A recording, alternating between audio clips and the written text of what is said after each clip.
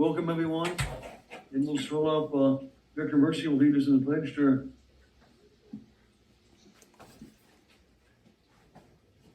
I pledge allegiance to the flag of the United States of America and to the republic for which it stands, one nation, under God, indivisible, with liberty and justice. Yeah, thank you.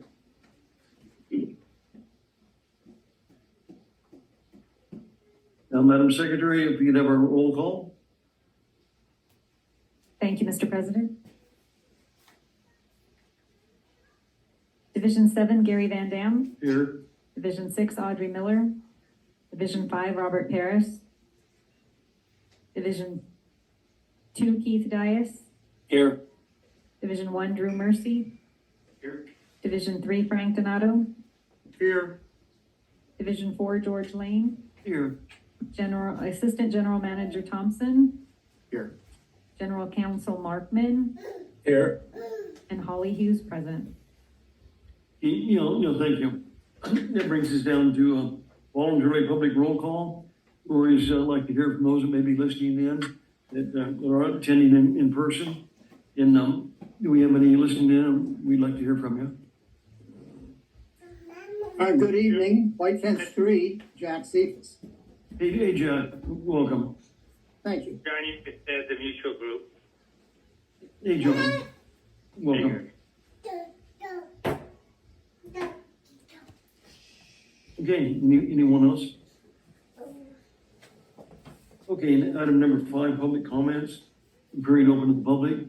So if anybody would like to address the board, and we don't have an item on the agenda later, now, so you can address it at this time. Okay, item number 6, 6A1, adoption of agenda. I'm here. Okay, yeah, hey, Julie, I snuck in. yeah, thank you. Hey, you're welcome. What Galen's handing out for you is just a quick cheat sheet Hello, Leon. of the expenses that the water master has accrued for administrative costs from last year from Hallmark and then this year with Avek.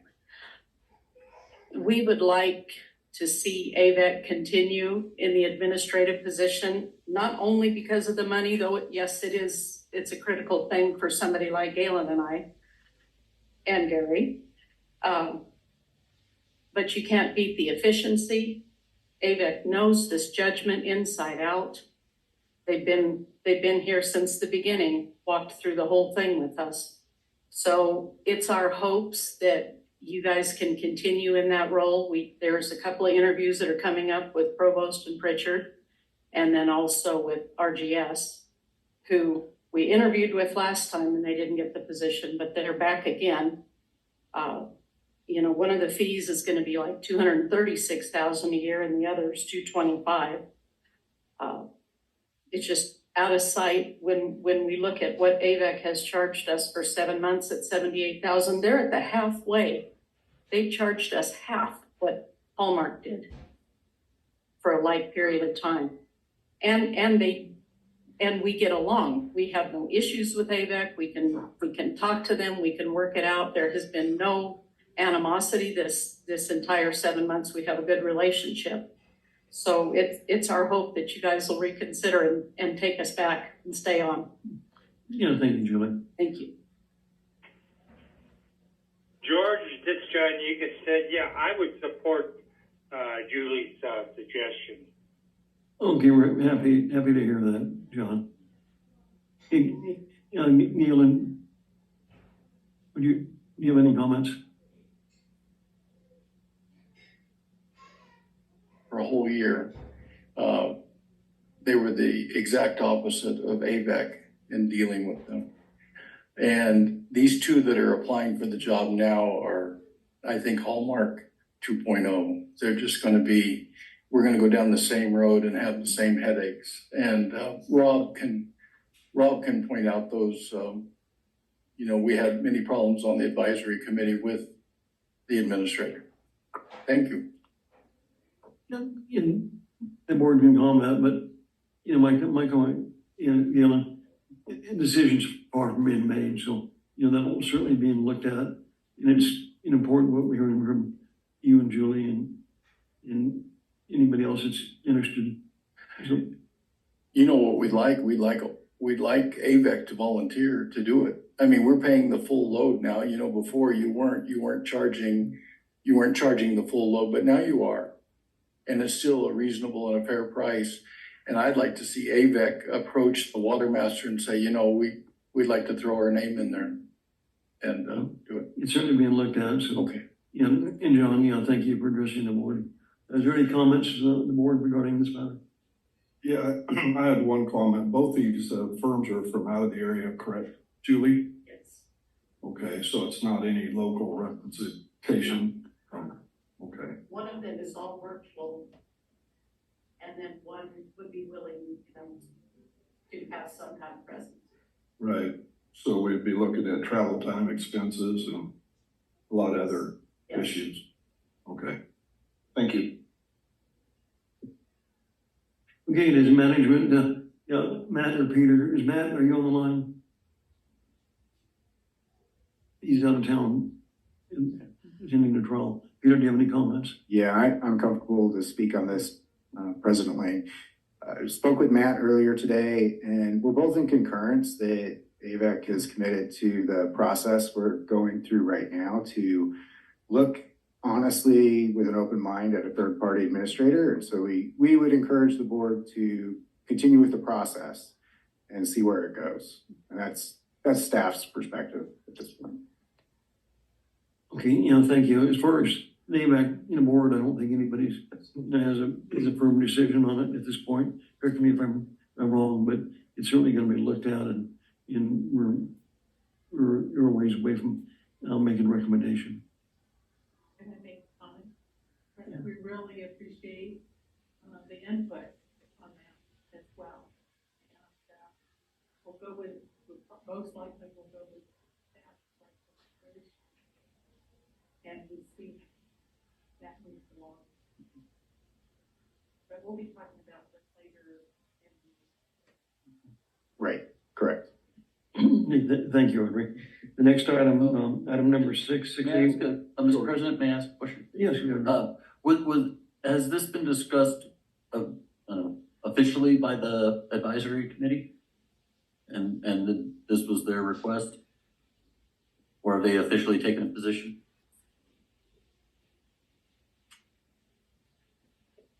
Decision of the advisor, let the process play out. This is. So we'll go through, the interviews. That doesn't mean that you have to hire one of them.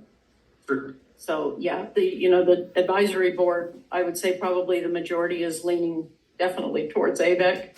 But there's a couple that want a big distance between AVEC and the Water Master Board, which I have a hard time understanding that because we are all intertwined. Mhm. So does that answer? Yes, thank you. I You're appreciate welcome. that. The dollars are important and that is a big difference, isn't It's a huge difference. it? Okay, is there anything, further from the board or from the audience? Or anybody listening on? If not, we'll move to item number 6A1, adoption of agenda. Mr. President, I'll move adoption of the agenda. Here we have a motion by Director Mercy, second by Director Van Dam. If there's no further questions or comments, Madam Secretary? Gary Van Dam, Yes. Audrey Miller, Yes. Robert Harris, Keith Dias, Yes. Drew Mercy, Yes. Frank Donato, Yes. George Lane. Yes, motion carried. Thank you. Moving on to item number 7, consent calendar. Just have one item on that, 7A1, to be, at a time to look at their minutes, and if so, that motion would be in order. Mr. President, I'll move on 7A1. Okay, we have a second and a second. If there's no further discussion or questions, Madam Secretary? Gary Van Dam, Yes. Audrey Miller, Yes. Robert Harris, Keith Dias, Yes. Drew Mercy, Yes. Frank Donato, Yes. George Lane. Yes, motion carried. That'll bring us down to item number 8, new business. And we have a presentation of the city of Lancaster, which we asked to be present regarding any future development, just what's happening and so, welcome. You're Patty, give me the last name. Patty Garrett. Recording in progress. I'll introduce myself. Hi. Okay, thank you. Sure. Good evening, board members. My name is Patty Garibay. I am Assistant Director of Community Development for the City of Lancaster. I oversee the planning, building and safety, and our beautification team who keep all of our LMDs nice and clean. I'm here on behalf of the city, to provide a development update and share some of the exciting things that we have going on at the city. Let me get my presentation up. Oh. All right. Okay, perfect. Okay, so I thought I would start off with something that was of interest to the board. We have some pending zoning changes at the city, and these zoning changes are required with some of the projects that we're working on. I put together a bit of a timeline and some of the projects that will require a zoning change in the next couple months. We have 2 projects that are coming into the 15th and L area. There's a Maverick fueling station and convenience store, as well as the Lancaster Village on the southeast corner of 15th and L. Both of those projects will require a zoning change because the way that the land that they are located on now currently stands, you wouldn't be able to build what they plan to build.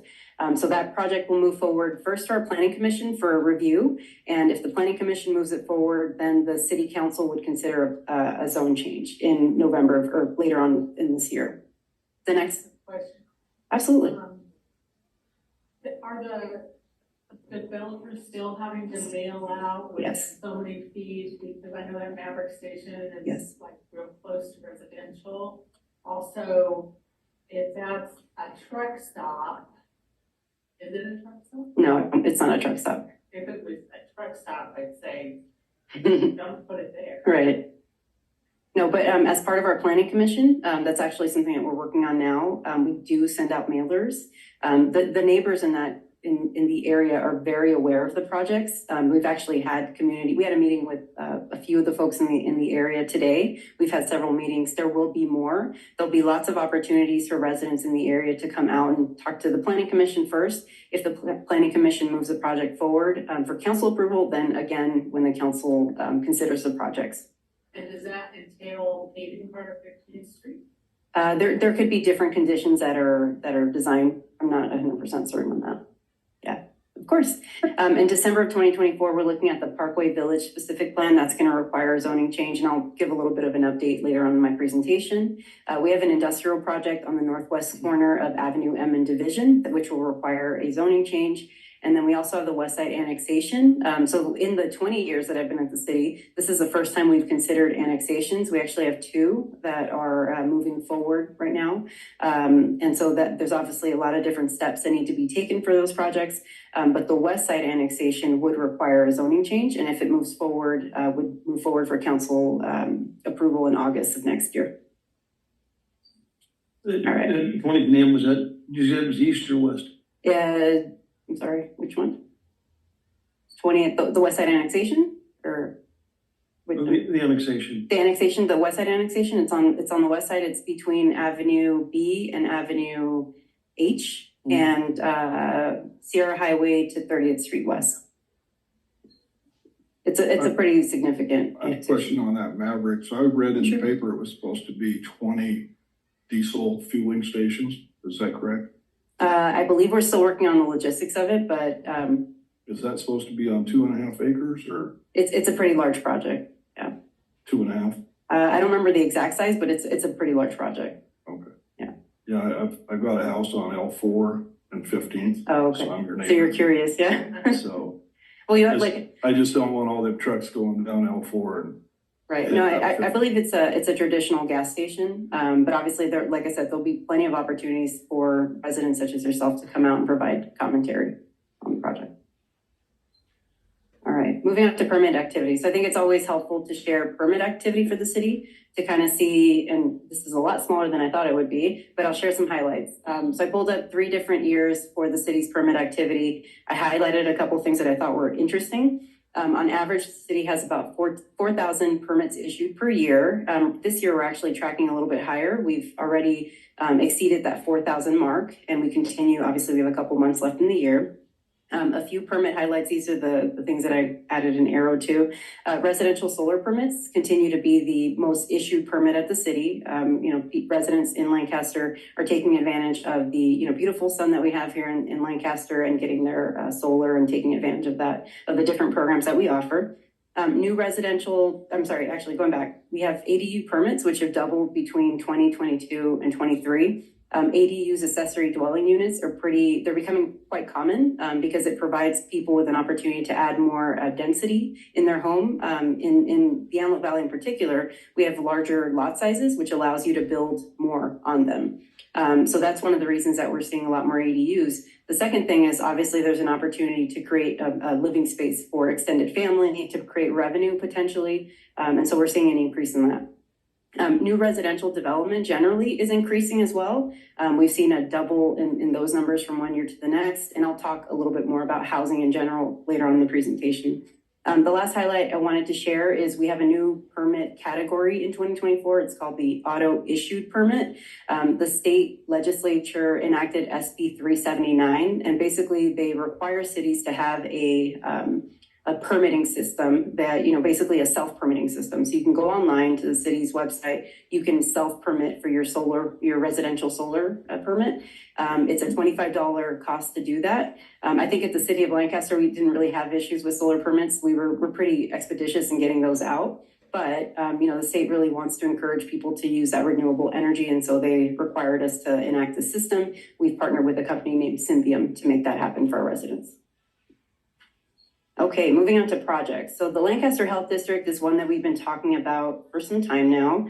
The vision of the Lancaster Health District, and it's basically a specific plan. The vision of it is to provide an accessible, state-of-the-art health area for the community, using, of course, the Lancaster Medical Center as the kind of the centerpiece of that area. The plan was designed to be walkable, bikeable, to have mixed uses, hotels, different amenities that would complement a hotel and medical uses. The city recently held a request for proposals to have a master developer build out all of those mixed uses. And so we are continuing to move forward in that path. This next slide shows the map. And like I said, it's a lot smaller than I thought it would be. But the location of the Lancaster Health District is from 15th Street West to 20th West, from Avenue J to Avenue K. And some of the proposed uses are located on that right, the key that I included on the right. We're looking at a 300-bed hospital, acute care facilities. We're looking at hotels, different commercials, commercial amenities, restaurants, parking garages, things of that nature, all complementary to the Lancaster Health District. The Antelope Valley Medical Center, formerly known as the Antelope Valley Hospital, is, again, it's the centerpiece of this area. So this is a rendering of their replacement hospital, what it would look like once it's built out. They did have their plans approved by the city this year. So whenever they're ready to finance their project, they would be ready to move forward. We're very, very excited to keep that project moving forward. It's going to be a really nice addition to the community.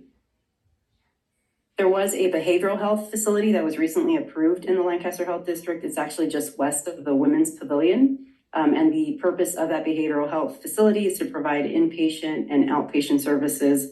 The last I heard, this project is moving forward. They pulled their permits for grading, which is always a good sign. It shows that they're moving forward in construction. So that's good. All right, moving on to housing. There's a lot going on in terms of housing.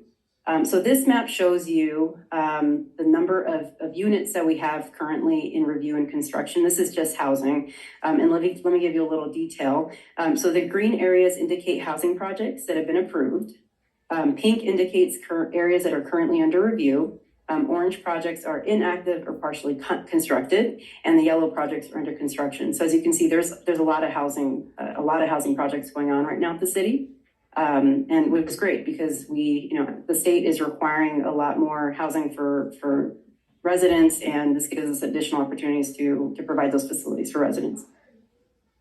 This next slide shows some housing highlights. The Desert Meadows project is a market rate development.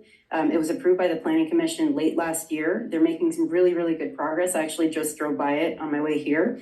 They broke ground earlier this year, and they're planning to build townhomes and apartments on the land that they have. They'll include community amenities, pools, community clubhouses, things of that nature. It's a really nice facility. It's going to really complement that area. The Emerald was completed earlier this year. That's a low-income housing project, and it has 72 single-family residences. I toured this with our inspectors a couple months ago. It's a really nice facility. It's actually already fully occupied. It was occupied before they even finished building it, but they did a really nice job building it. They have a lot of amenities for the residents, and it's just added a lot of nice places for people to live. The Mason Ravello is also under construction right now, and that project is a little unique. It actually incorporated not only the single-family residential units, but also an ADU and a JDU on site. So they're adding a lot of density with that project. Again, it's a good thing for the community. It gives people places to live. That project is under construction. They're moving very quickly. They've already received some of their certificates of occupancy. So that's going to be completed in the near future. And the last one I wanted to mention is Foremost Pacific. That project is on the east side of Lancaster, 25th Street East and Avenue K. It's under construction, and that will provide 86 single-family residential units. The next project I wanted to highlight is H&R 4. This is a 499 unit affordable housing project. It's located right next to Whit Carter Park. This is a project that will help definitely add to the area there next to Whit Carter Park. It was partially grant funded, so the developer is moving along pretty quickly. But again, we'll provide the units that we need for residents to have some place to live here in the city. The Pacific Communities Topaz project, this one is a little unique. It's actually the first 55 plus age restricted community in Lancaster. So that makes it unique. The other thing too is that this project is actually on smaller lots. So traditionally we have 7,000 lots or bigger. This one is actually on 5,000 square foot lots, so they're smaller. But the trade-off is the developer will add more amenities. So there'll be walking trails, they'll have a clubhouse, a pool, different things that the residents in that area can use. This project is located off of 60th West and Avenue K8. And again, that one's making pretty good progress and should be constructed in the near future. This next slide just shows you some of the other residential tracts that are in the building phase and the developers that are working on those. So as you can see, there's a lot of development happening in terms of residential homes. All right, moving on to mixed use projects. So we have different mixed use projects in the city, but two that I wanted to highlight, I kind of shared already. The Lancaster Village, that's the project over on 15th Street West and Avenue L. The intent of that project is to add some residential units, to add a hotel, retail, and restaurants. And this project is, the plan is to move it forward for Planning Commission's consideration later this year. And then, as I mentioned, will require a zone change. So it would have, you'd hear about it twice, Planning Commission and then City Council. Parkway Village is a specific plan that we're designing. It's similar to the Lancaster Health District. And the city sees a lot of potential in this land. It's located off of Avenue K and in between Avenue K and Avenue L, 10th Street West to Sierra Highway. The goal of this development is to offer, just a different, unique kind of offering that we've never had, provide different community gathering spaces and just a different look and feel. So that project is underway. The specific plan will go forward for Planning Commission review and then for council approval later this year. I have a question on that. Sure. Is that gonna affect the Kaiser? Or, no, not Kaiser, but along Sierra Highway? Mhm. There's some businesses along there and the bowling alley and residential housing. Yeah. and stuff. Is that gonna affect them? No, it won't. So anything that's already there it'll be behind it. Everything is incorporated into what's already existing. It's funny, we actually had residents come out. They were afraid that we had a scoping meeting a couple months ago to talk about the environmental aspects of the project. And they were concerned about, us removing the bowling alley or, that's not the plan. The plan is to work around whatever's already existing. All right, moving on to commercial projects. I have a couple of things to highlight. I'm sure you guys have all seen, we've had a couple of businesses open up in the last couple months. Smart and Final over on 20th Street West and Avenue J, Ulta in the Valley Central Way area, as well as Tractor Supply Company in the Quartz Town Center. In addition to that, we completed the Taco Bell at the Sprouts Shopping Center. We also have the Ono Hawaiian, which is currently it's under construction, should be built later this year. So those are some of the projects that we have on the west side. On the east side, we're excited to see some new development. We have a Habit Burger Grill that is currently under construction, an Ulta Beauty, as well as a Starbucks, and that'll complement the existing commercial businesses along that 20th Street East and Avenue J area. All right, industrial. We love to talk about industrial projects. We have a lot of great industrial projects coming along. So right now we have 7 million square feet of entitlements approved or pending for industrial projects. And that's very exciting because not only does it provide or have the potential to provide new jobs for the community, it also creates a new potential tax revenue base for the community. So we have 7 million square feet, and I'm going to go through a couple of project highlights. The first one is Covington Development Partners. They have a couple of projects that they're working on in the city of Lancaster, but the largest of those projects is located on 35th Street West and Avenue H. This facility is close to being entitled and features a 390,000 square foot facility. The next project is North Point Development. And North Point has 3 different projects, same thing that they're working on in the city of Lancaster. They recently broke ground on their first project. You guys may have seen that in the local news. That facility is their 650,000 square foot building. It's located on Avenue G and 45th Street West. They're making really good progress. They've already, they have issued their grading permits, and they're moving quickly with our building and safety and fire team. It's estimated that this project alone will create 300 plus jobs in the community. And so we are very, very excited to see this one continue to move forward. Next project is Warmington Properties. This is an industrial building that'll be located off of the 14 freeway and Avenue G. This will include a 650,000 square foot building. They plan to break ground later this year. And this is another one that once built out will provide a great deal of jobs in the community. And then the last industrial project I wanted to share is, obviously the city is taking a lead in hydrogen energy efforts. And one of the big projects that was approved recently is Element Hydrogen Production Facility. It's on the east side of Lancaster, and it's located on 1,300 acres between 40th Street and 70th Street East, Avenue J and Avenue L. This facility will create hydrogen through the process of electrolysis. So a big portion of the facility will include solar panels, which will basically use that, the solar panels will create the energy using water will turn into hydrogen, and that will be trucked out to different parts of the state. So we're very excited to see this one come forward. Element has other projects that they're looking at in the city of Lancaster, but this is the first one and it's already been approved. Question. Sure. Where's the water coming out for that project? I believe they have a deal that they set up to get water for their project on their own. With who? I'm not sure, but I know they've secured water for their project because that's one of the conditions that we have in our conditions of approval. You have to have water, you have to have energy, all that stuff. Yeah. That's a huge project. It's a huge project. Yeah, it is a really big project. The acres of the actual plant.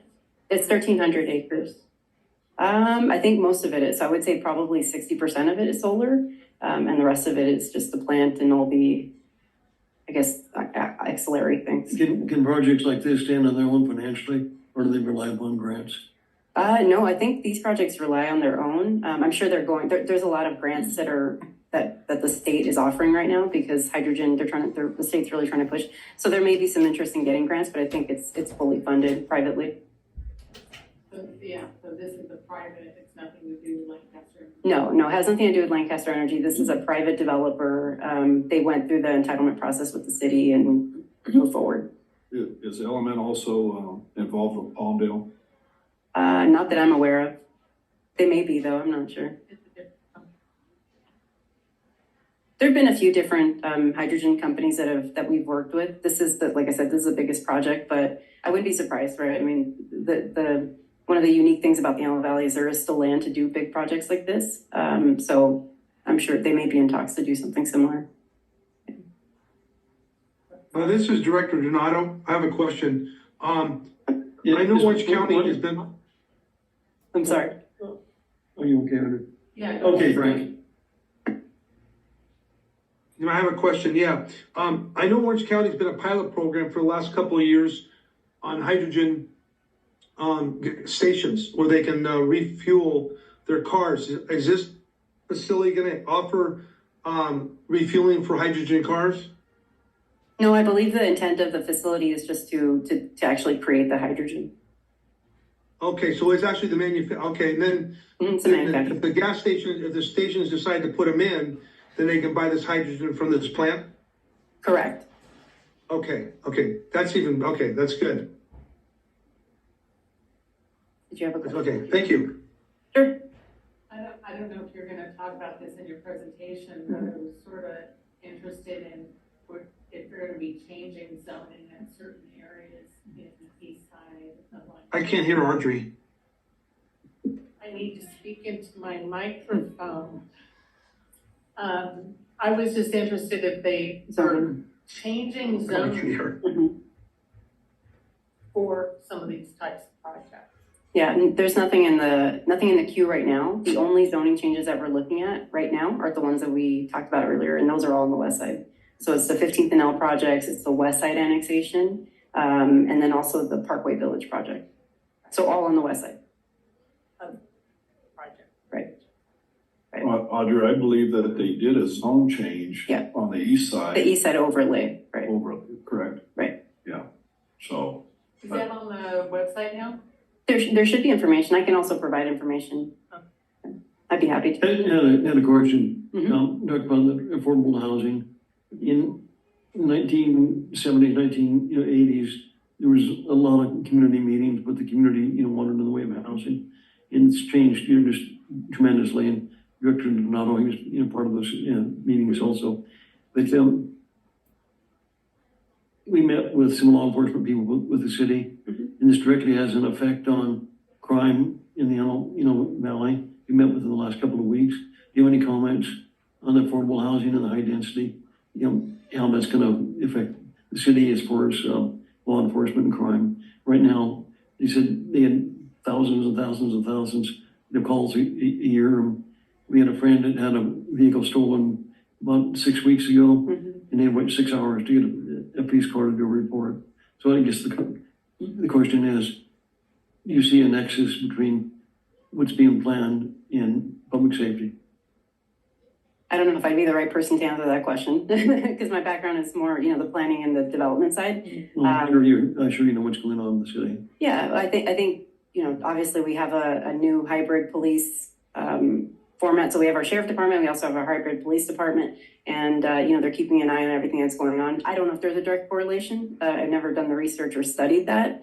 Would that not be important to know that before all these Absolutely. approvals happen? Yeah, well, and here's the thing. So before the approvals happen, there's an opportunity for the community to come out and provide feedback, right? Wouldn't the city want to know that? Absolutely. And we've actually had, so I can give you an example. So when we approved the H&R Ford project, we had to we sent out the mailers to all the residents in the neighborhood. And so neighbors came out, they asked questions about public safety, they asked about density, they asked different questions. So absolutely, we offer the public the opportunity to come out and speak and provide their commentary. That was not really my intent. Wouldn't the city want to know what the effect is? They have the means to do studies and have statistics of it available before these are approved, rather than you're talking about a public hearing.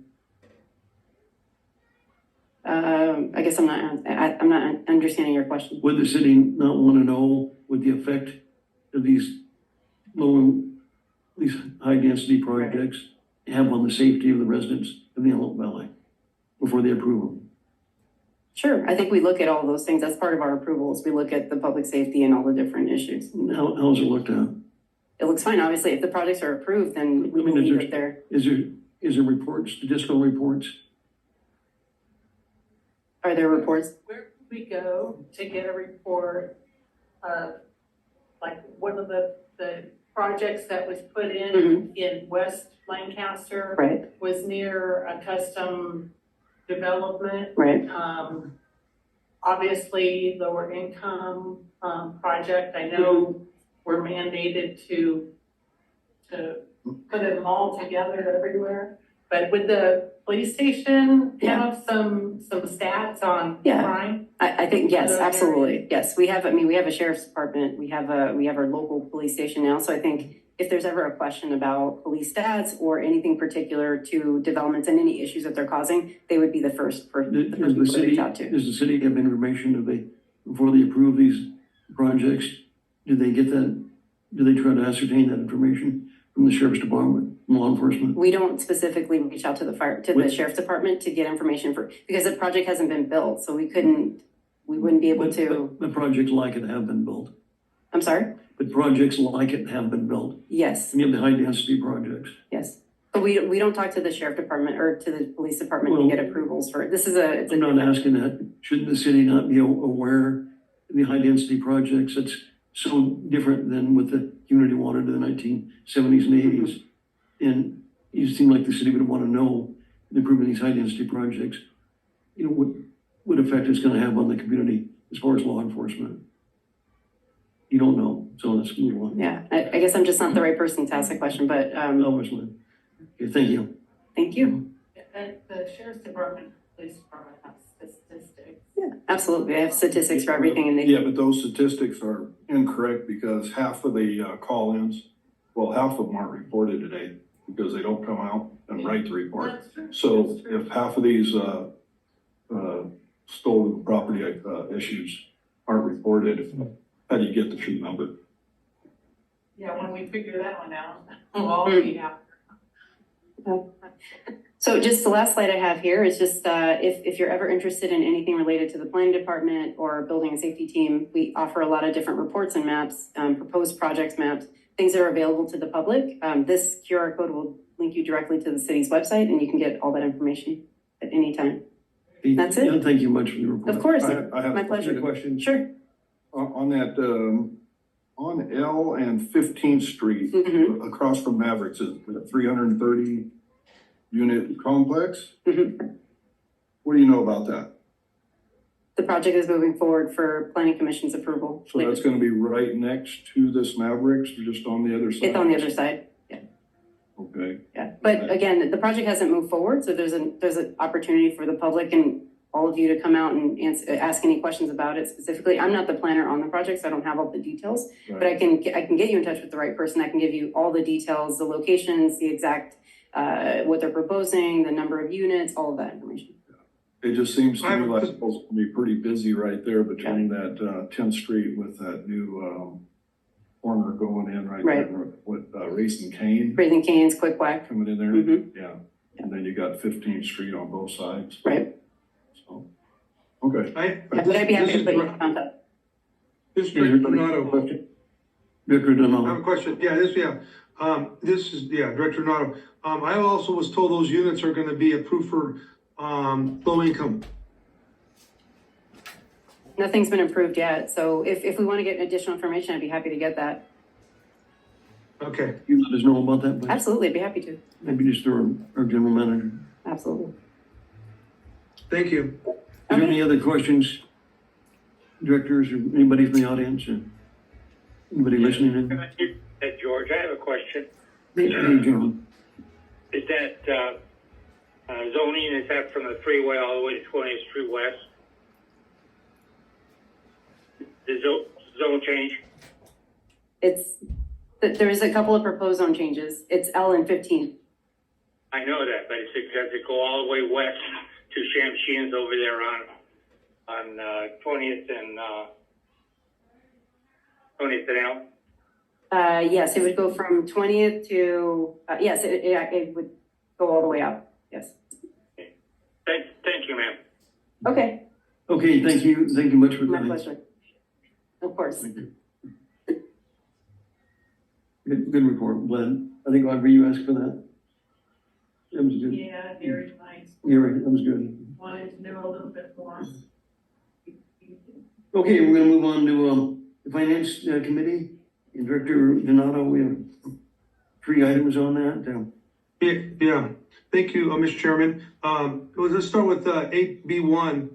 Consider possible action to accept and file the check registry list for the period of August 2nd through the 14th. And I believe, Peter, are you gonna give it? Is that, Yes. is Matt here? Director Donato, this is Peter and I'll take care of that one. Okay, so Peter, you're taking over for Matt tonight, right? Matt's not here at this point. That's correct. Okay. All right. Go ahead. Thank you, Director Donato. All All right, so the finance committee met and reviewed all the checklists from July 11th through August 1st.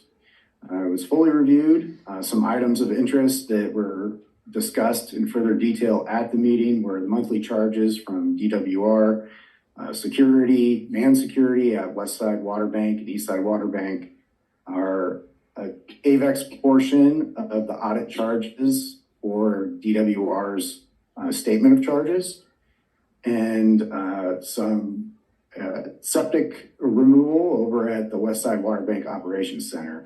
But staff is happy to discuss in further detail anything of interest to the directors on the checklist. Is the board in time to review it, or we'll take a few more minutes?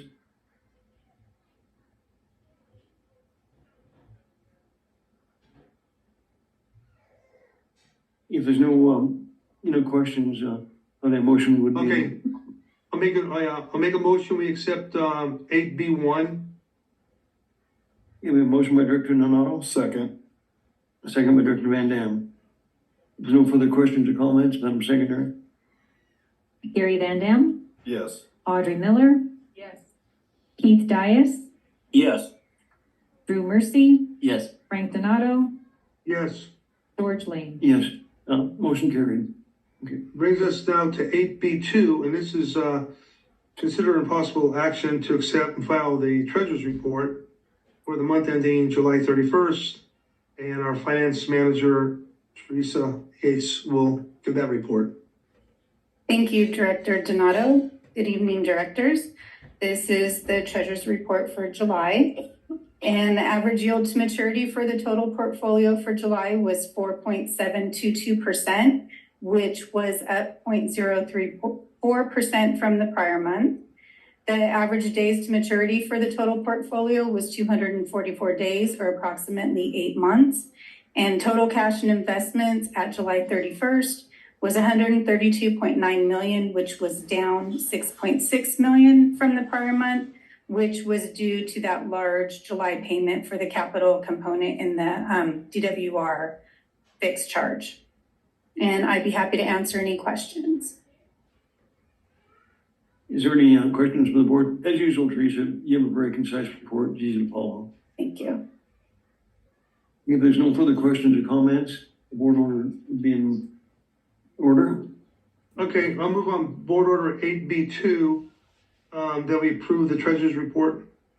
We have a motion by Director Donato, I'll second. second by Director Mercy. There's no further questions or comments, Madam Secretary? Gary Van Dam, Yes. Audrey Miller, Yes. Keith Dias, Yes. Drew Mercy, Yes. Frank Donato, Yes. George Lane. Yes, motion carried. Thank you. Yep. Okay. Eight, Brings us to go ahead, I'm sorry, 8B3, consider impossible action on approving purchase orders with MCR Technologies to supply 30 ABB magnets, flow meters ranging from 3-inch to 16-inch, not to exceed $126,000. Operations Manager Mark Muzigan will give that report. Okay, well, my brother couldn't make it, so I'm standing in for him tonight. Okay, so we've been changing out our old turbine style mechanical meters for several years now. We're trying to standardize with these magnetic meters, which are very accurate, no moving parts. They last quite a while. And we brought to the finance committee what we wanted to do this year. There was about $45,000 worth of meters we wanted to purchase. Our assistant manager of operations, Doug Holmes, checked with MCR Technologies, who supplies these ABB meters. And ABB is doing this program where their fiscal year ends at the end of August. So they're offering a 50% discount on any meters purchased before the end of August. So the finance committee said, well, wait a minute, if we're gonna do this for the next 2 or 3 years, why don't we just buy the meters now? We're buying them for half price. They don't go bad, we'll just sit on the shelf until we're ready to install them. So we looked at what we would install for the next 2 or 3 years, And we came up with 30 meters ranging, like Frank said, from 3-inch up to 16-inch. And the total price would be $126,000.49. And that effectively is a 50% savings over what we would buy for the next 2 or 3 years. So we're asking board support to make that purchase. So I had a question. What's the warranty? Give me the goddamn thing and go. I'll call them. Come on. Yeah. I don't really care. What's the warranty on those meters?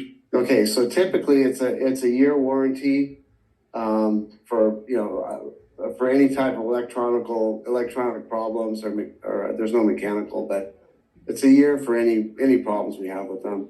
So if they're not installed, John, how's that work? Well, if they're not installed, I mean, the clock ticks once you buy them. But we've never had a problem with these ABB meters. And the only thing that you really do with them is some are going to be AC powered, some are going to be They battery. want to ask him, where does he want to go? Yeah, well. We're getting some feedback. Yeah. Okay, totally throwing me off my game here.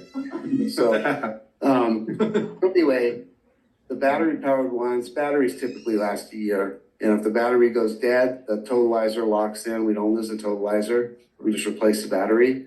But to answer your question, Gary, I think the warranty starts once we purchase them. Okay. But it's still worth the savings of over 100 grand. I like the 50% off. Yeah, when does that ever happen, right? Yeah. So anyway, credit to Doug Holmes for discovering that and bringing it to our attention. So Good. And those, have we had any theft issues on our other meters or problems with metering? no theft on meters. Okay. We have insurance for that as far as we have insurance on our. Yeah, I mean, we're self-insured through JPIA, but yeah, stealing a meter, well, these meters on the shelf are gonna be here at Courts Hill, so Okay. they'll be safe. Yeah, that's what I was concerned. Yeah, they'll be safe. They'll be palletized, wrapped up, on racks. Thank you. Mm-hmm. Looks pretty good, John. Thank you. Okay, if there's no further questions or comments? Director Donato? Is that, Yeah, I'll go ahead and I'll move that we approve 8B3, not to exceed $126,000. I second that. We have a motion and a second. There's no further comments or questions. Madam Secretary? Gary Van Dam, Yes. Audrey Miller, Keith Dias, Yes.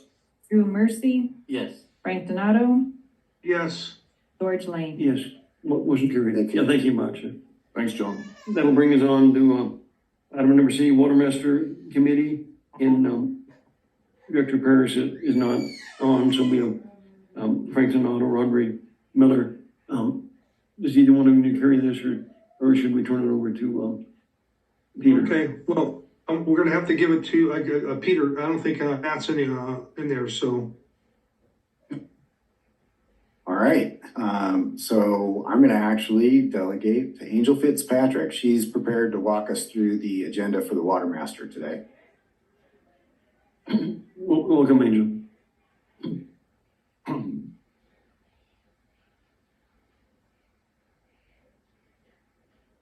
Thank you, Pete, and good evening, board members. This item is item C1, or I'm sorry, 8C1, provide guidance to AVEC representative for Antelope Valley Watermaster meeting and agenda for August 28, 2024. So that's tomorrow's board meeting. I do have a brief staff report in the Watermaster agenda, and it starts on page 64 of your agenda packet. The first item that we'll go over is item 8 and 9 of the Watermaster agenda. And this is to review the proposals for the administrative services and selection of the candidates.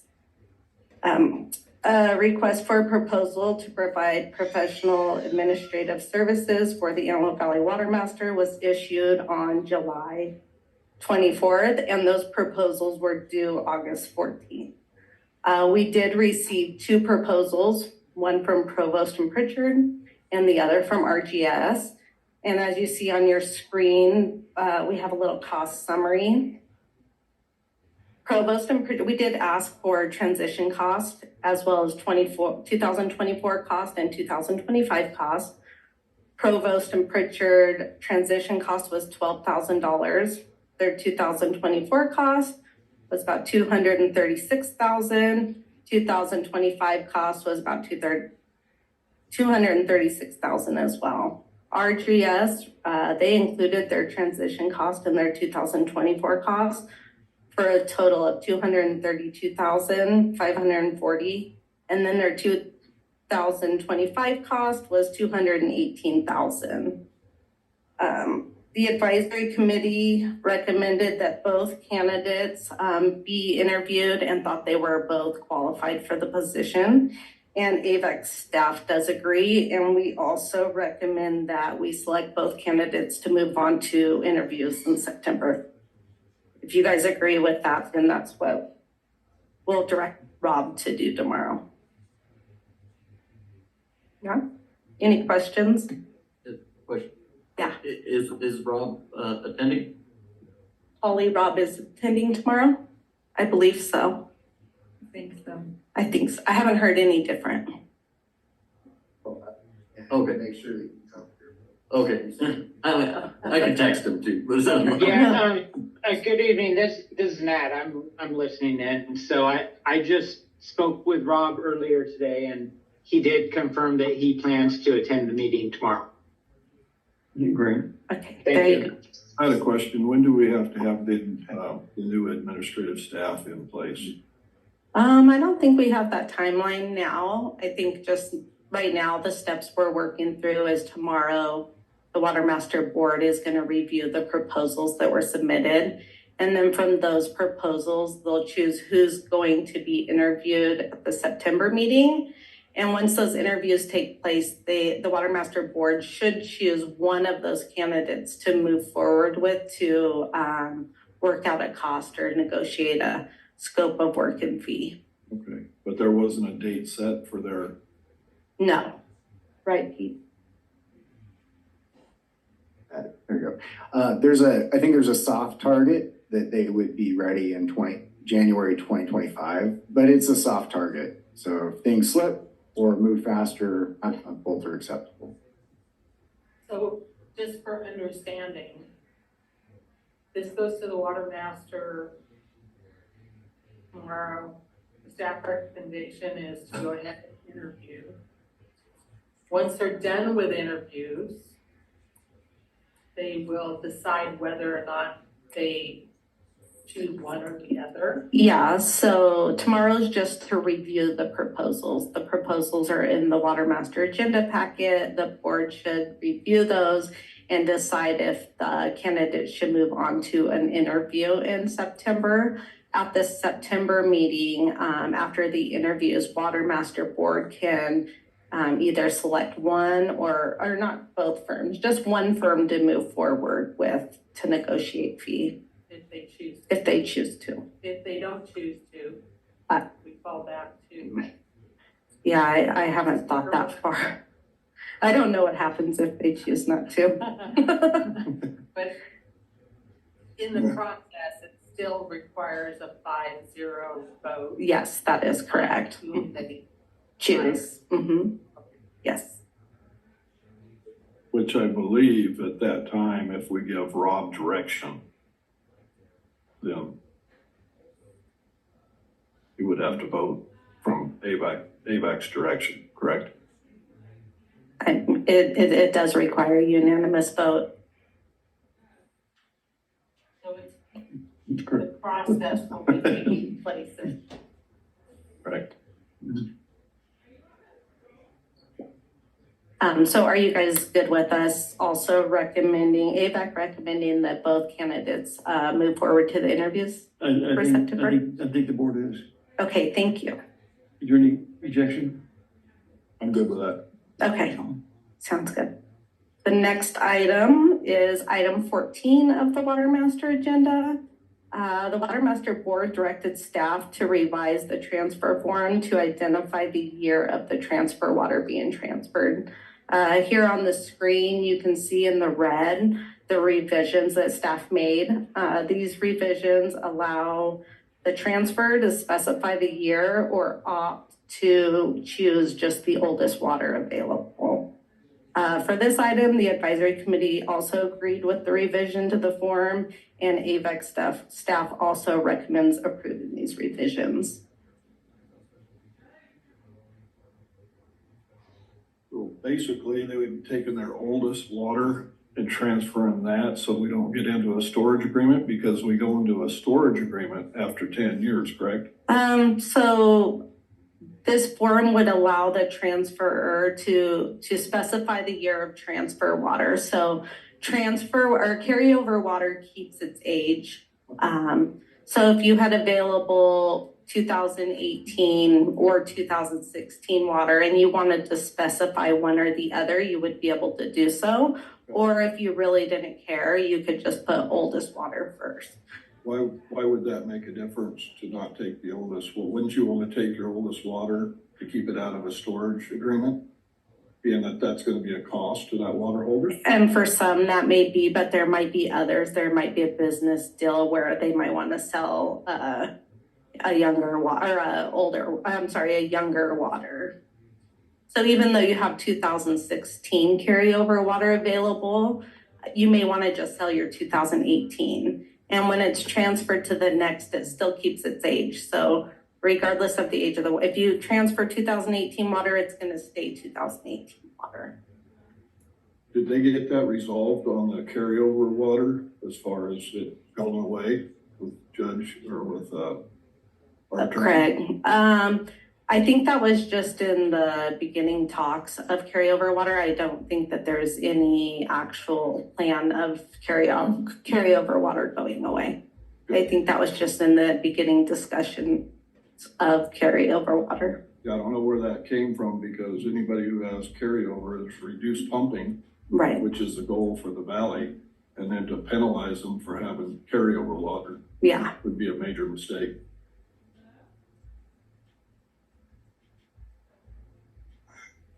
Does the board approve that Rob agrees with these revisions of the transfer form? Hearing no objections from the board, I think we can see no objections. All right. Anybody from the public have any input on that, or? Okay, thank you. Okay, so the next item is item 15 of the Water Master agenda, and this is just the election results for the landowner representative 4-year term and the landowner alternate representative 2-year terms. These ballots were received by the Inspector of Elections with the City of Palmdale. The votes were counted for each position using the party's proportionate share of their total production right identified on Exhibit 4. And these results were also filed with the court on August 16th. The results are as follows. The landowner representative for September 2024 through 2028 will be Derek Urosic. And the landowner alternate representatives for September 2024 through 2026. Primary alternate will be Angelica Martin, and secondary alternate will be Adrian Rica. And that was just the information only item. Was there term limits on that? Yeah, so every 4 years, the landowner representative is elected, and then every 2 years are the alternates. With a maximum due of how many years? They get 4 years. So in 2 years from now, a seat that Brandon currently holds will be up for election. Okay, and how many years can they hold that seat consecutively? I don't think there's a rule on the consecutive holding of the seat, as long as they're voted in. Thank you. And correct me if I'm wrong. Okay. Hey, Joe, this is John Yucastet. I'm sorry. Has this carryover water been vetted by the attorney for the water master? John, which carryover water are you talking about? I'm sorry, my phone was messing up or something. I couldn't get back to you to make a comment on the carryover water. The transfer request form? Right. Okay, has that been vetted by the attorney? Yes, we did send the transfer request form to Craig Parton and Cameron Goodman for review. That you can switch from 18 before 17? So carryover water, like I said, it keeps its age, so it doesn't matter what year you transfer. It's not the same as production, where production is first in, first out. Carryover water keeps its age, so whether you specify or not, it's still gonna keep the age of the water. Does that make sense? How does that affect the 10 years that if you don't use the water, it goes into a storage agreement with the water master? Yeah, John, so it's not gonna affect the 10 years because if you carry over 2016 carryover water, when you transfer it, it's gonna stay 2016. So the guy that you transfer it to is gonna have to put it in the storage agreement just like you would have had to. Okay, thank you. It doesn't start over. Well, unless he used it up. That's right, unless he used it up. Did that answer your question, John? Yes, Angel. Thanks a lot, hon. Okay, you're welcome. Okay, moving on to the applications. There are 4 transfer applications on this month's agenda, 2 being AVEC. The first one is AVEC to LA County Waterworks 40. This is for 2,598.29 acre feet. It's a one-time temporary transfer. And this transfer is related to a groundwater lease agreement that we have with LA County. The advisory committee approved this application, and of course, AVEC staff also recommends approving this application. The next transfer is AVEC to Little Rock Creek Irrigation District, and this is 100 acre feet. It's also a one-time temporary transfer, and this is per our Little Rock Creek Recharge Project MOU between Little Rock Creek Irrigation District, AVEC, and Palmdale Water District. The next transfer is Pamela Godey to West Valley County Water District. And that one's 50 acre feet, one-time temporary, and that is for a replacement water obligation. And same as Steve Godey, West Valley County Water District, 50 acre feet, one-time temporary replacement water obligation. For the new production applications, there are 3 new production applications. 2 are for a half acre foot each. Both are domestic use, single family homes with minimal landscaping. And the other is for 1.5 acre feet. This applicant plans to have a single family home and some trees on his property.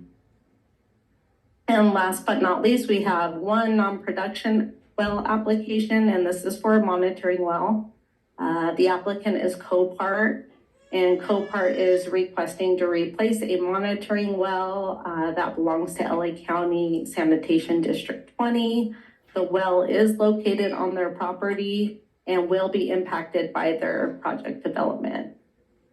This monitoring well will be decommissioned and relocated 50 feet from its original location.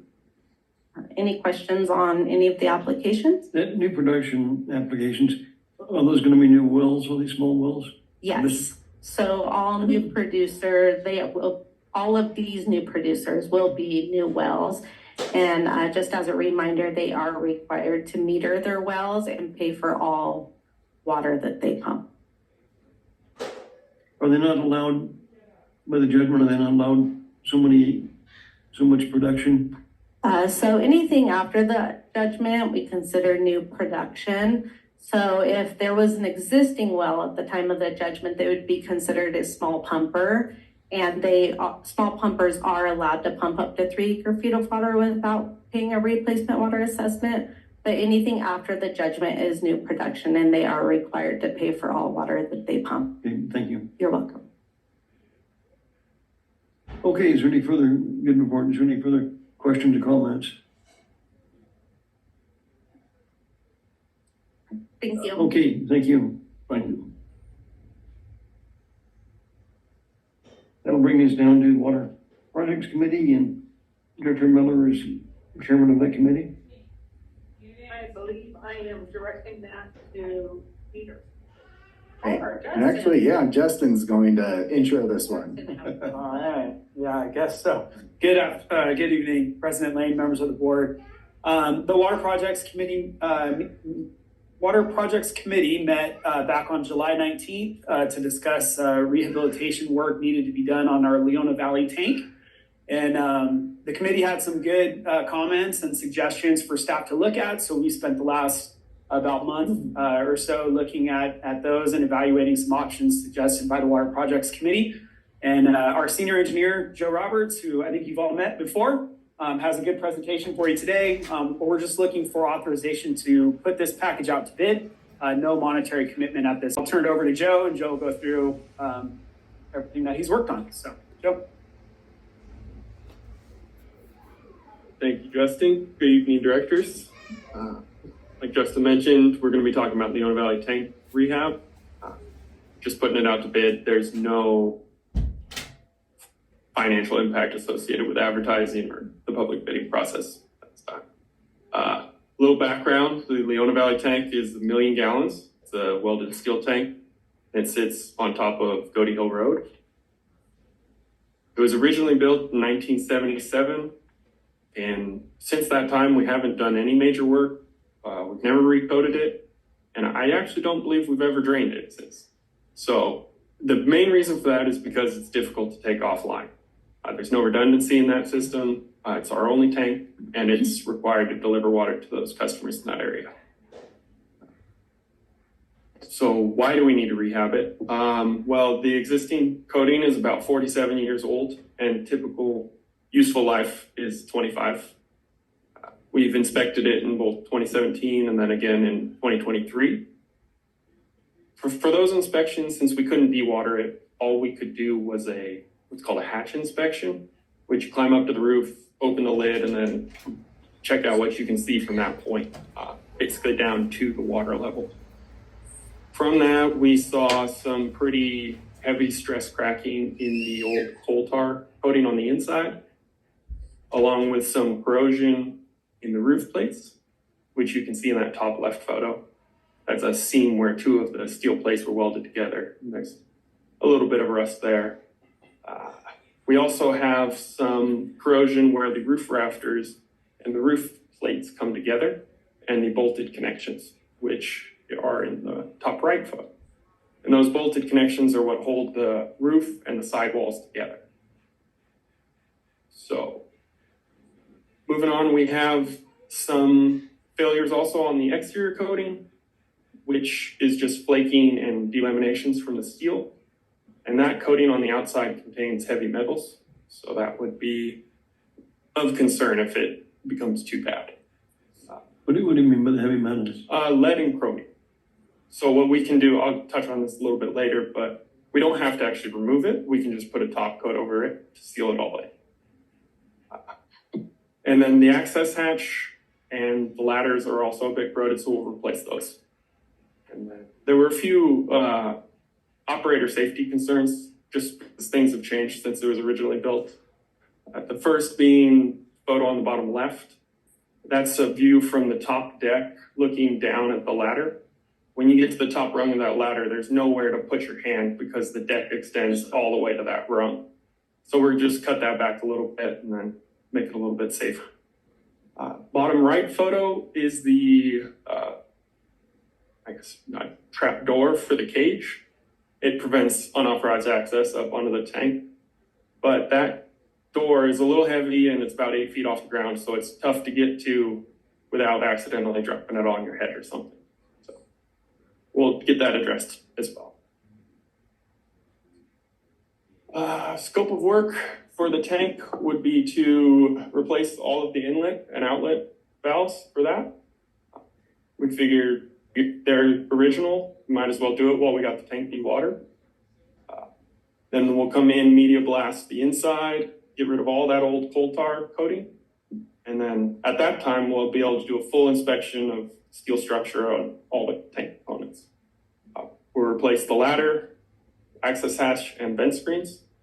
A little note on vent screens, there's some complaint from a neighbor that when we run a blower that's out there, they hear a little bit of a whistling sound. So we'll get that addressed as well. Then once we're all done with the repairs and replacements, we'll recoat the interior with a new epoxy that's approved for use of potable water. And then on the outside, what we'll do is we'll pressure wash everything, get rid of any of the chalking or damaged coating, and then put that new top coat to seal it all in.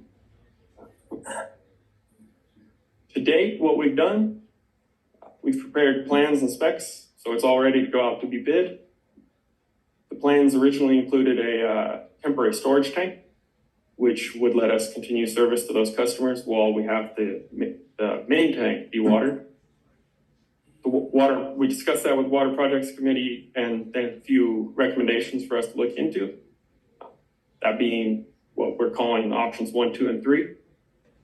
The customer outage when we do the interior work. Option 2 is our temporary tanks, and then option 3 is actually constructing a new secondary permanent tank. So option 1, customer outage. Avek is technically a secondary interruptible source, but we know not all of our customers in that area have a reliable source of water anymore. So our estimated time they may be out of water from Avek would be 8 to 12 weeks, which the figure on the right shows the Leona Valley system from our Quartz Hill connection to the downstream customers, and the X just symbolizes that all of that area would be dewatered.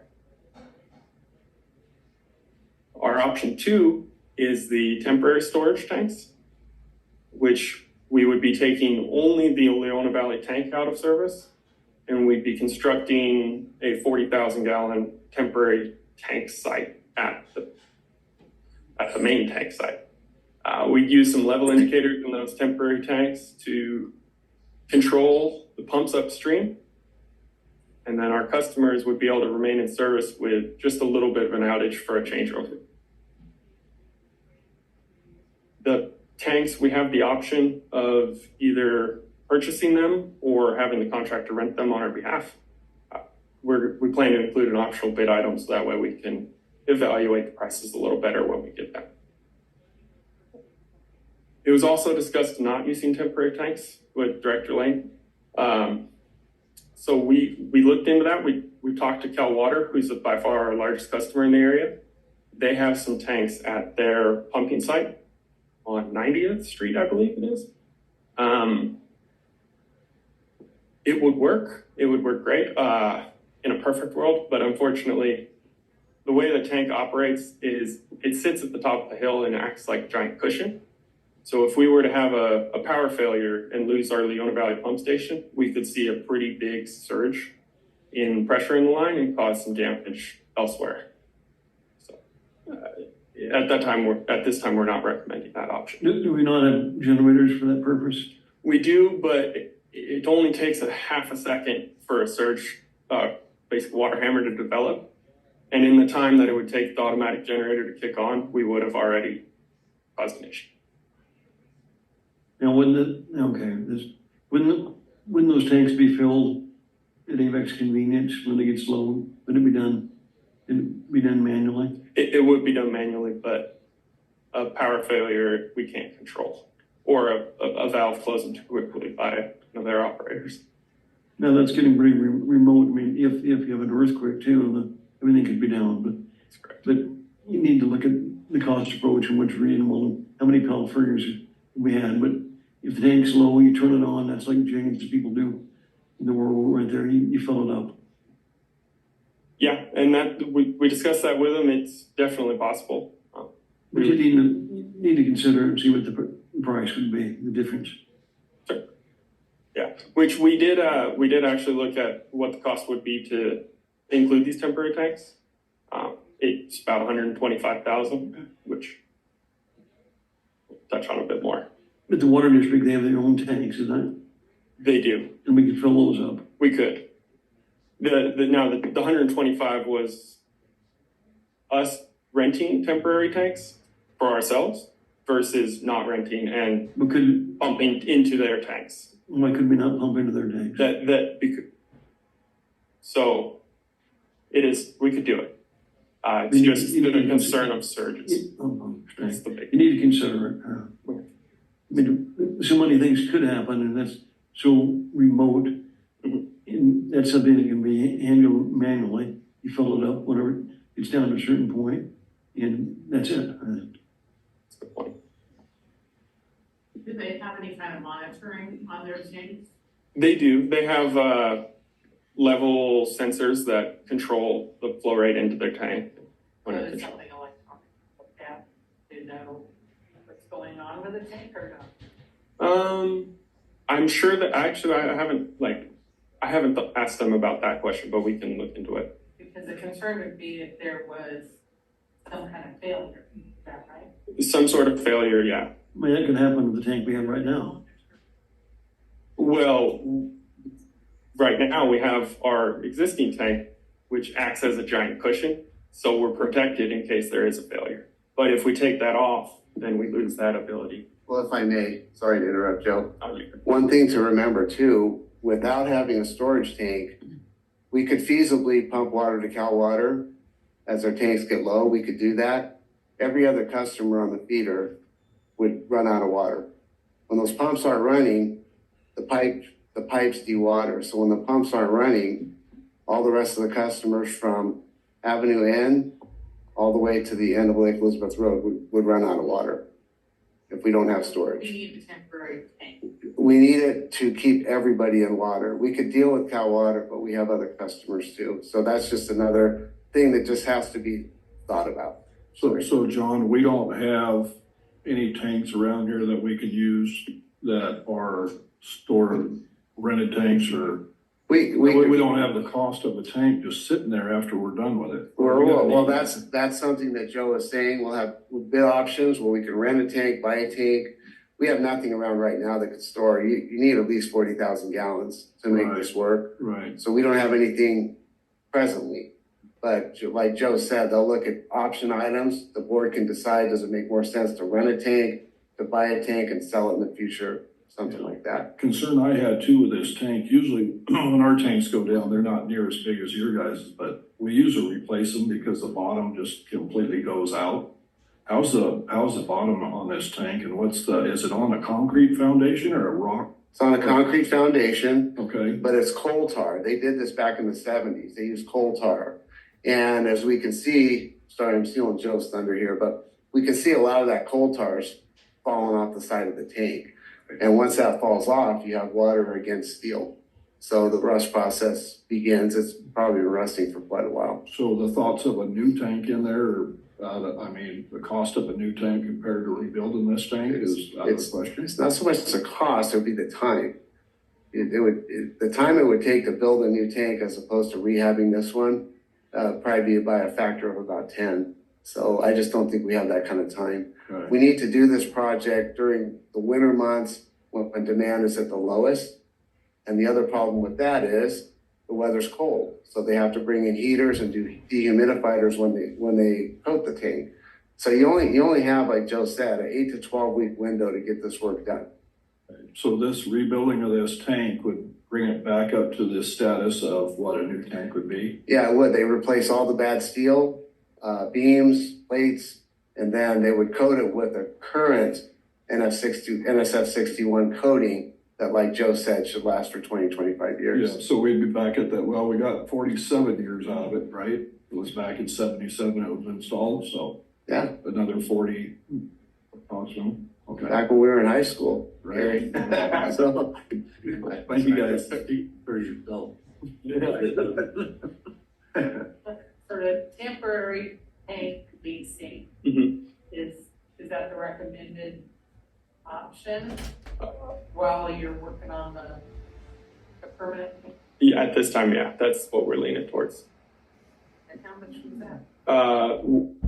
We'll touch on the price at the end a little bit and compare all three of the options we're looking at, but about 125,000 is what we estimated. But you're gonna be bidding that, so it'll come back to the Yes. board or committee at that time. We'll get an actual price from a contractor before we commit to anything, and we'll come back to it. So right now, we're just giving an approval to go ahead with the bid package. Yes, sir. Continue. When you're looking at that, do you look at what it would cost to buy a tank that size versus renting? Yeah, so the two options there, the one is a roll-off tank trailer. So that's more of your rental route. If we were to purchase it, we'd be looking at, we're thinking 3 of those black plastic tanks, about 15,000 gallons each.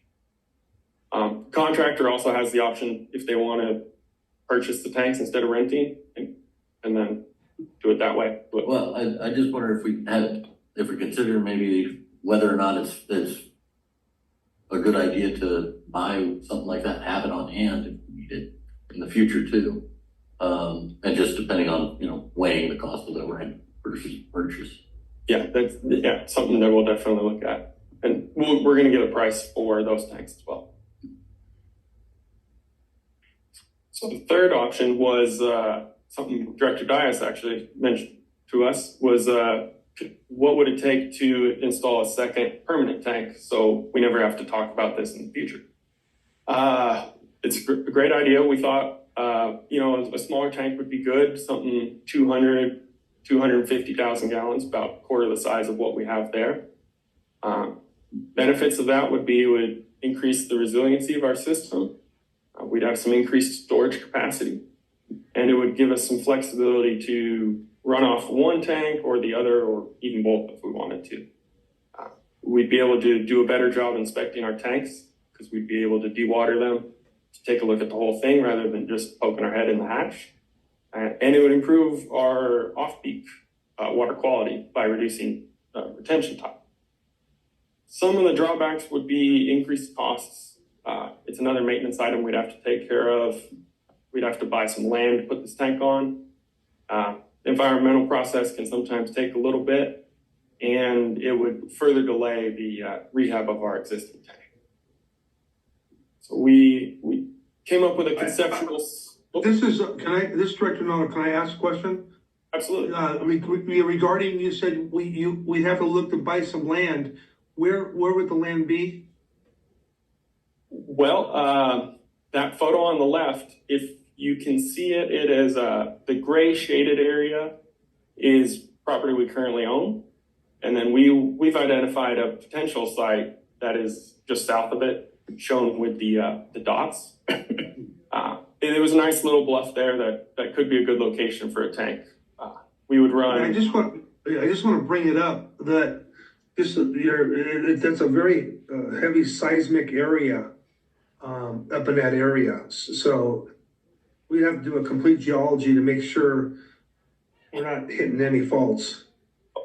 Absolutely. Yeah, we'd have to do a good, thorough investigation before we design or make any purchases for anything. Okay. And it would require a SEPA.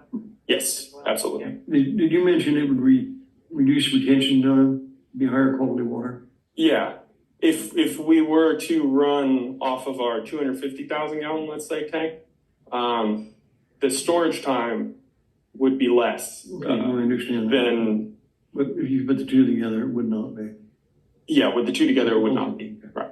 So it would only be if we run on one. And then the photo on the right is a little, not quite the same quality of City of Lancaster's renderings, but it's a simple little rendering showing what the tank would look like if you're coming north on Goody Hill Road. The tank on the right.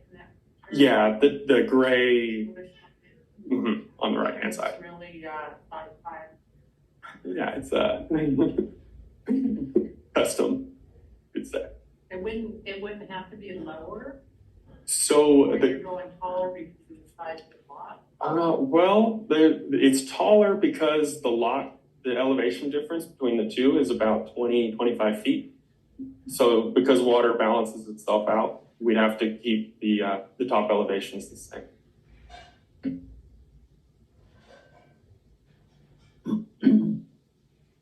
So looking at what this all costs, we have what we're calling option one, which we expected to cost somewhere between $1 to $2 million. The reason for that range is because we don't know how much steel has to be replaced. So that gives us a little buffer to be, just in case more needs to be replaced than hoped for. Option two has those temporary tanks, which includes the extra 150,000. And then option three, we see a little bit of savings on the existing recoating cost. Now that's because with options 1 and 2, we have to get it done in winter. With option 3, we have that other tank we could run off of for a longer period of time, and it takes some of the rush out of getting it all completed. But now that the second tank, oh, were you gonna say? Okay. So installing a second permanent tank, we expect to be $2.5 to $3.5 million, plus some costs for CEQA and environmental.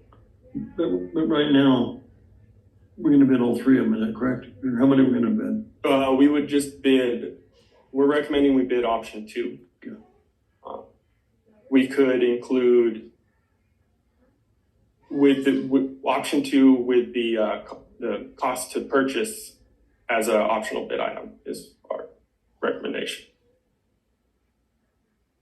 And does that price include all the heating and different things you may need? Yeah, that includes, so they have to go through, because it's the winter, it's a tough time to do all the painting. They have to heat it, dehumidify it possibly if we're having rain events. They have to, basically, it's an all-inclusive. And there's urgency on this project to get it done. Yeah. Okay, so that's staff recommendation, the bid option 2. Ends up, made a very thorough report. Is there any further questions from? Yeah, I had a Board question. or staff? What was the time frame on this project? The interior of the tank, which is the biggest rush, is about 8 to 12 weeks. We'd like to get it all done this winter. So we'd like to start bidding it out in the next week or two. So that way we can get a contractor online in fall for work to get done. So the time period for the full project would be? We'd be complete by end of March, so about 3 months. Okay, if there's nothing, further that your board order motion to be in order for D1. I'll move on 8.1 to take option 2 for bid. Okay, we have a motion by Director Miller. I'll second. Second by Director Mercy. There's no further discussion or questions. So this is option 2 that we're. With the temporary tank, Okay. with maybe an option 3. Madam Secretary. Mr. President, before you do the vote on this, I just wanted to announce that I was listening on Zoom through the entire meeting. I will be at the Water Master meeting. I heard all the comments from Julie and Kyle about Water Master. And I can vote on this because I've listened to 2/3 to 3/4 of your presentation, so. Okay. And you did a great job, so thanks. Yeah, thank you. One last question, if I may. When I was on the Quartz Hill District Board, at one point we sent a guy in a scuba tank to do a inspection. Is that something that's possible here, or as opposed to the hatch, or? It is possible. We haven't done it, but it's a possibility. Good comment. Think about it. Okay, Madam Secretary. Gary Van Dam, Yes. Audrey Miller, Yes. Robert Paris, Yes. Keith Dias, Yes. Drew Mercy, Yes. Frank Donato, Yes. George Lane. Yes, motion carried. Yeah, thank you much. And that'll move us up to General Manager's report. Matt, are you gonna make me this or Peter? Good evening, Director Lane. I'm going to turn this over to Peter Thompson. Thank you. Okay, you're right. Thank you very much.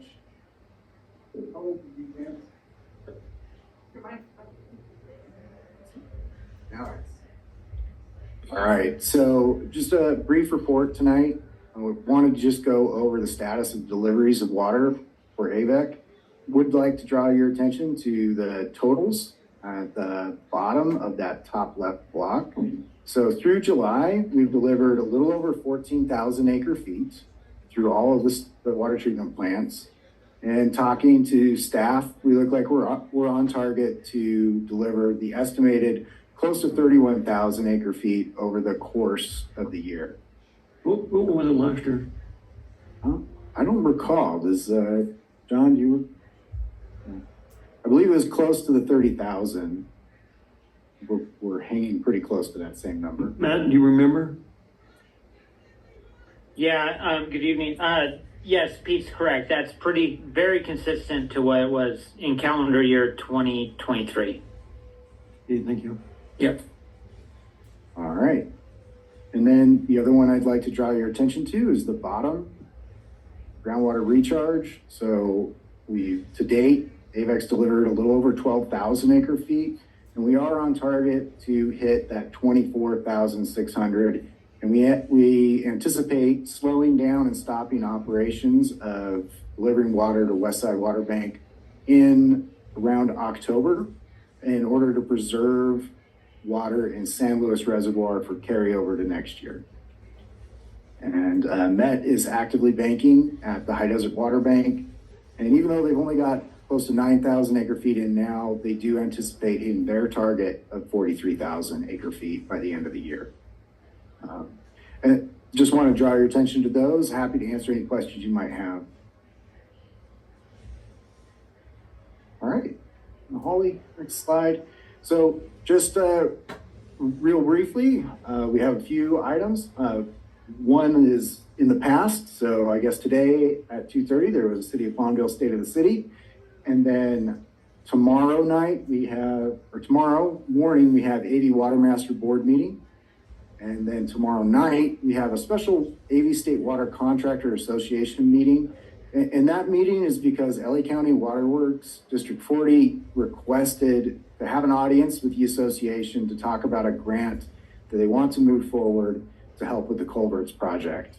So we'll get to hear more about their ask tomorrow night. And if there's any action, it will come back to our board before any decision is made on that, participating in that grant project. And then just as a reminder, Labor Day is coming up on Monday. And that concludes my report. Peter, this is Keith. I've got a question. Yes. This slide does not show a High Desert Water Bank meeting on Thursday. Has that been canceled? Or? I'm getting a thumbs up from Holly that it is still a go. Okay. Sorry for the omission. That's okay. Thank you.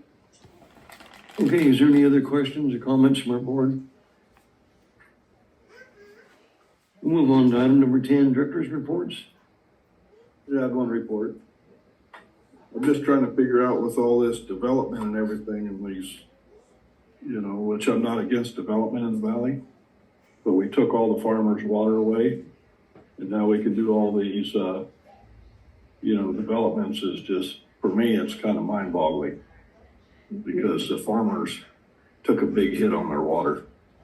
And, just to see all these projects going in and where the water's all going to come from is amazing. That wasn't, you asked that question, we didn't get a very good answer on Right. it. Yeah, good point. Okay, attorney's report. No report, George. Okay, thank you. A request for future agenda items. Okay, we have 3 items for the closed session. And one, CB Communities. That's the trial that's going on, right now that Matt's been attending. It's number 1. Number 2, we have second district, that 90-1, that's active. Aguadulce dispute we've had. Number 3 is regarding Rancho Sierra Golf Course. And so those are the items we'll be going in closed session. And if we get a motion to go into closed session.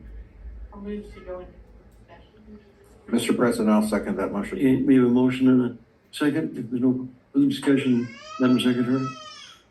Gary Van Dam, Yes. Audrey Miller, Yes. Robert Paris, Yes. Keith Dias, Yes. Drew Mercy, Yes. Frank Donato, Yes. George Lane. Yes, that motion carried. Take a 5-minute recess. And Holly, this is Tilden Kim. I will be reporting on the second item for closed session. Just want to let you know that I'm here. Thanks, Tilden. Will do. Okay, we're back in open session. In items A and C, there's no reportable action. And item number B, we'll refer to our legal counsel. Yes, President Lane. So this is Tilden Kim, Assistant General Counsel.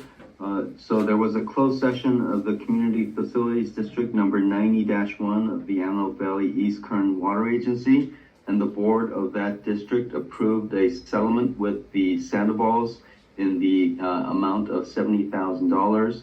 And the settlement agreement that the Sandoval's have already executed, the district board authorized District Manager Matt Knudsen to countersign that settlement agreement. We had a motion in it, passed in the closed session. Yes, there was a motion to approve the settlement agreement as well as authorize the district manager to sign the agreement, and that motion was passed. Okay, well, thank you much. I think that if there's nothing further, that brings us to the end of our meeting, and a motion to adjourn to September 10th at 5:30 would be in order. Mr. President, I'll move to adjourn. Okay, we have a motion. Second. In a second. Thank you, Madam Secretary. Gary Van Dam, Yes. Audrey Miller, Yes. Robert Paris, Yes. Keith Dias, Yes. Drew Mercy, Yes. Frank Donato, Yes. George Lane. Motion carried. Thank you. Everyone have a good, good week. Thank you much. Thank you. Have a good night. Good night, everyone.